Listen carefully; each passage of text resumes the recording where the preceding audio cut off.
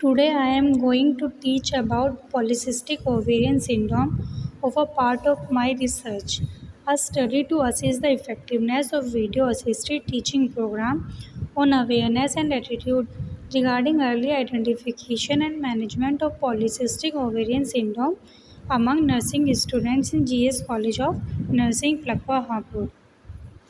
PCOS, polycystic ovarian syndrome, a hormonal disorder causing enlarged ovaries with small cysts on the outer edges.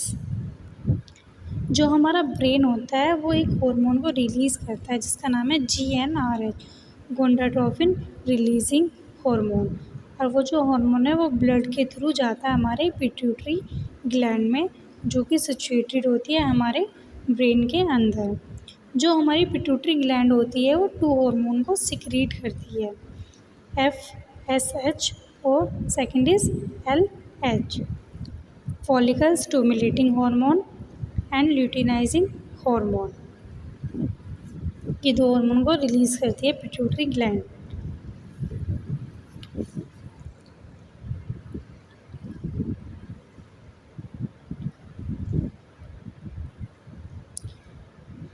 उसके बाद बात करते हैं ovary.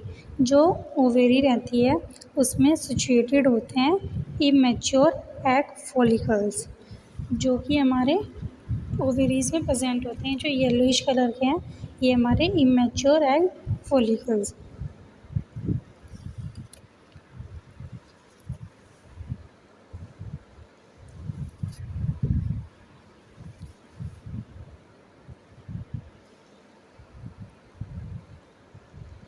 जो हमारी पिट्यूटरी ग्लैंड होती है, अभी हमने पीछे पढ़ा था कि वो दो हार्मोन्स को रिलीज़ करती है, FHS और LH। जो हमारे FHS होते हैं और LH होते हैं वो ब्लड के थ्रू हमारे कहाँ पर जाते हैं, ओवेरीज में जाते हैं, जहाँ पर इमेच्योर एग्स प्रेजेंट होते हैं। ये FSH और LH जो है ब्लड के थ्रू हमारे जा रहे हैं ओवेरीज में, जहाँ पर हमारे इमेच्योर एग फॉलिकल्स प्रेजेंट हैं। उनको न्यूट्रिशन प्रोवाइड करते हैं, यानी कि उनको मैच्योर करने का काम करते हैं।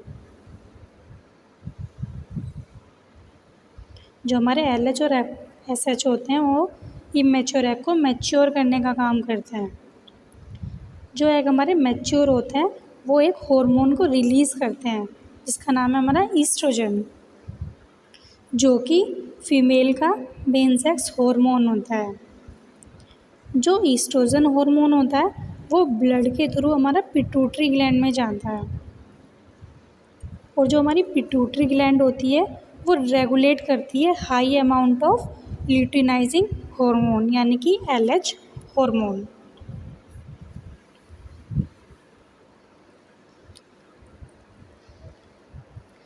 और ये जो हार्मोन होता है ये एग में एंटर करता है, जिसकी वजह से जो हमारे मैच्योर फॉलिकल्स ओपन होते हैं और एग को बाहर निकालते हैं, जिसको हम ओवल्यूशन बोलते हैं।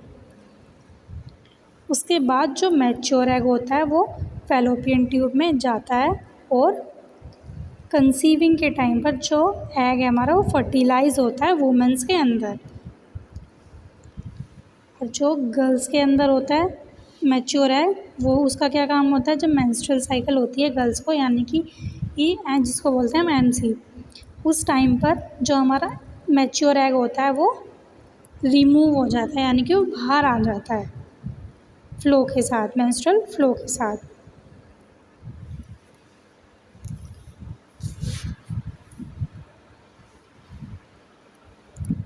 हम बात करते हैं, अगर किसी को पॉलीसिस्टिक ओवेरियन सिंड्रोम होता है तो जो पिट्यूटरी ग्लैंड होती है वो abnormally high amount of luteinizing hormone release करती है, जो कि ब्लड के थ्रू हमारे इमेच्योर फॉलिकल्स को मैच्योर नहीं करता। जो हमारा ल्यूटिनाइजिंग हार्मोन होता है वो ब्लड के थ्रू हमारा ओवेरीज में जाता है, जहाँ पर हमारे इमेच्योर फॉलिकल्स रहते हैं, यानी कि एग रहता है। उन एग्स को मैच्योर नहीं करता, उसकी वजह से इनफर्टिलिटी भी हो जाती है और जो कुछ इमेच्योर एग होते हैं वो ओपन नहीं हो पाते और सिस्ट की फॉर्म में आ जाते हैं। जैसे कि इसमें आप वीडियो में देखो, ये सिस्ट की फॉर्म में हो गया वो।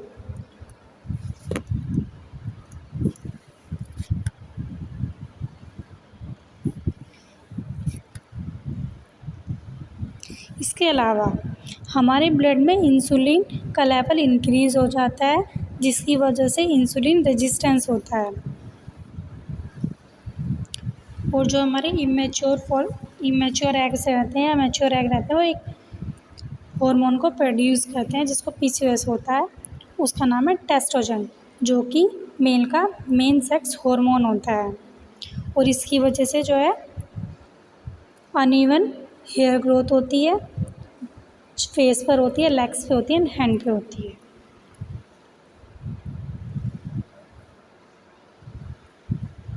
जो कि एक सिम्टम है। अब बात करते हैं हम PCOS के कॉजेज़ की। इसके 3 मेन फीचर्स रहते हैं, यानी कि 3 मेन कॉजेज़ रहते हैं पॉलीसिस्टिक ओवेरियन सिंड्रोम का। फर्स्ट है हमारा इंक्रीज़ हो जाता है androgen level, second is polycystic ovaries and third is irregular periods. हम बात करते हैं रिस्क फैक्टर ऑफ PCOS। हमें कैसे पता चल सकता है कि हम लोगों को PCOS की है। First is obesity, second is gut dysbiosis and third is unhealthy diet, fourth is genetics, fifth is neuro endocrine alteration यानी कि हार्मोन का अल्टरेशन होना, and environmental pollutants, physical inactivity and family history, type 2 diabetes, obesity, high cholesterol, high blood pressure. हम बात करते हैं sign symptoms of polycystic ovarian syndrome. First is irregular period and heavy bleeding, weight gain होगा, and third is acne यानी कि face पर, head पर black black dots हो जाएंगे, हेयर ग्रोथ होगी जो कि टेस्टोस्टेरोन का लेवल इंक्रीज़ हो जाएगा तब, हेयर फॉल होगा। हम बात करते हैं जो PCOS होने के बाद जो रिस्क फैक्टर रेज होते हैं। फर्स्ट इज़ टाइप 2 डायबिटीज़ होगी, क्योंकि इंसुलिन का लेवल उसमें इंक्रीज़ हो जाएगा, इस वजह से हमें डायबिटीज़ हो सकती है। सेकंड इज़ हार्ट डिसीज़ होगी, हार्ट में कोई भी डिसीज़ हो सकती है। Third is high blood pressure होगा, and fourth is cholesterol abnormalities होगी कोई भी। फोर्थ इज़ एंडोमेट्रियल कैंसर होगा।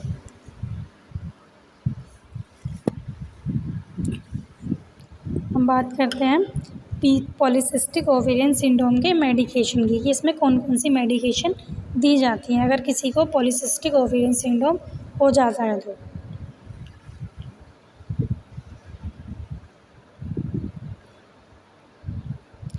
First is hormonal birth control. एक हार्मोनल बर्थ कंट्रोल के नाम से टैबलेट आती हैं।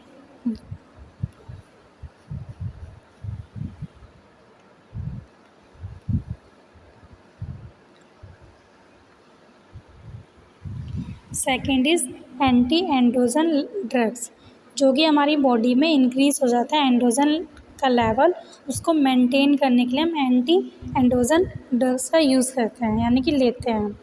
And third is metformin.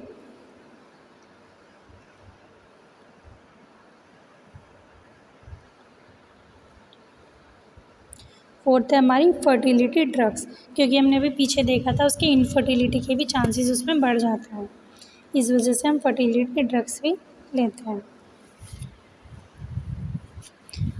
हम बात करते हैं कौन सी सर्जरी इसमें देखी जाती है। नाम इसका लैप्रोस्कोपिक ओवेरियन ड्रिलिंग प्रोसीजर। ये एक सर्जिकल प्रोसीजर होता है। ये हमारी ओवेरी, इसमें जो उभरा हुआ पार्ट दिख रहा है आपको, ये है सिस्ट हमारी। इसमें क्या होता है, एक ब्लेड के थ्रू या फिर किसी भी स्कोप के थ्रू इसमें कट लगाए जाते हैं जगह जगह पर, यानी कि एक छोटे छोटे होल करे जाते हैं जहाँ पर सिस्ट होती है हमारी वहाँ पर, ताकि उसका जो फ्लूइड है या मैट्रिक्स है जो भी, उसको बाहर निकाल सके। अगर हमारी सिस्ट में अगर मैट्रिक्स है तो उसको बाहर निकाल सकते हैं, जिससे कि वो प्रिवेंट हो सकती है। Thank you.